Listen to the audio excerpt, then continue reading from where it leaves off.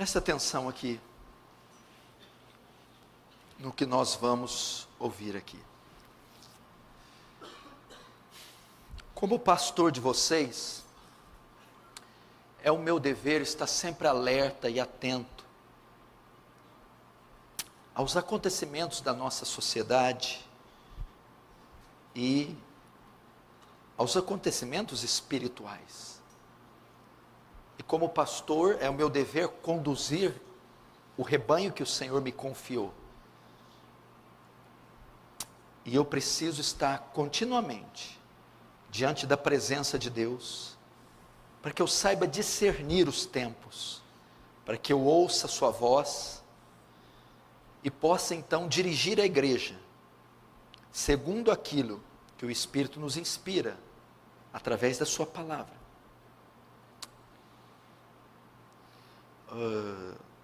Um pastor norte-americano chamado Walt Bauckham, ele escreveu um livro sobre casamento. Ele diz que um dos ofícios que o homem deve ter para se casar deve ser o ofício do profeta. Profeta no Antigo Testamento era que espécie de homem? Era um homem que ia até Deus e ele ficava continuamente diante de Deus, recebia a palavra de Deus e após recebê-la ia diante do povo e comunicava ao povo a mensagem, a palavra de Deus. Todos nós pastores devemos ter o ofício do profeta, não o profeta do Antigo Testamento que dizia assim diz o Senhor, mas o profeta que está continuamente diante de Deus, que se debruça diante do santo livro, e ele recebe a mensagem da parte de Deus, e depois comunica ela à igreja. E eu procuro fazer isso. Esse é o meu dever, estar continuamente diante de Deus, debruçado neste livro, para saber qual é a vontade de Deus, e transmiti-la a vocês. Vocês sabem que não é novidade que há muito tempo o nosso mundo se encontra de pernas para o ar. Ele tem passado por muitas transições e muitas mudanças.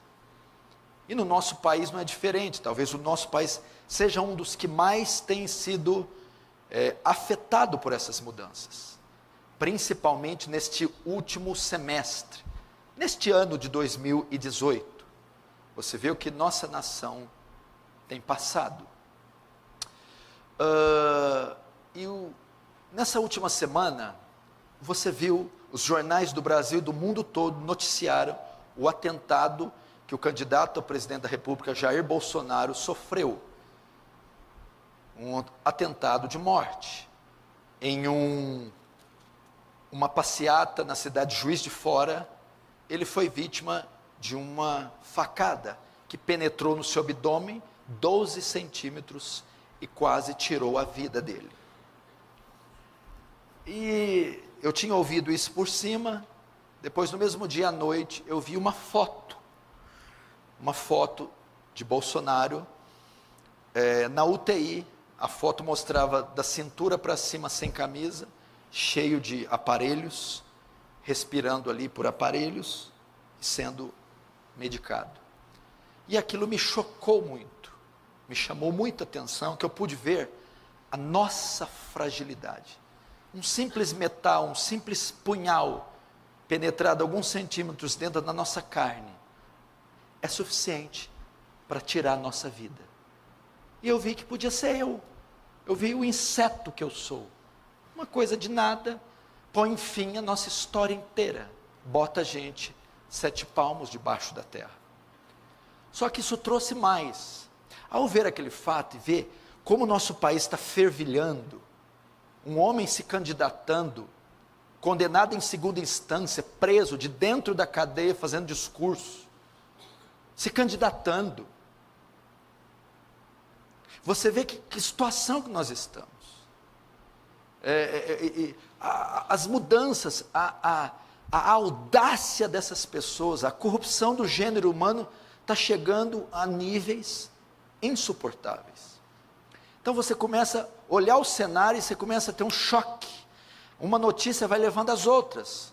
dos conflitos armados, das guerras civis, das guerras em fronteiras, conflito de Síria, Rússia, Estados Unidos, o encontro do ditador coreano com Donald Trump, e assim por diante.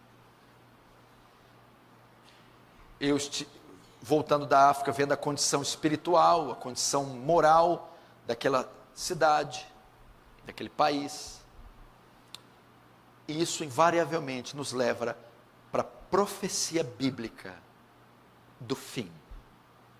E nós não podemos ignorar isso, não podemos viver como se isso não estivesse acontecendo, e não podemos desassociar os fatos que acontecem na natureza, na política, na economia, não podemos desassociá-los com a profecia bíblica, porque a profecia a respeito do fim, da volta de Jesus, do arrebatamento, da consumação dos séculos, ela passa pela geografia, geologia, sociologia, passa pela política, pela economia, pela religião, e nós temos que ficar atentos quanto a isso.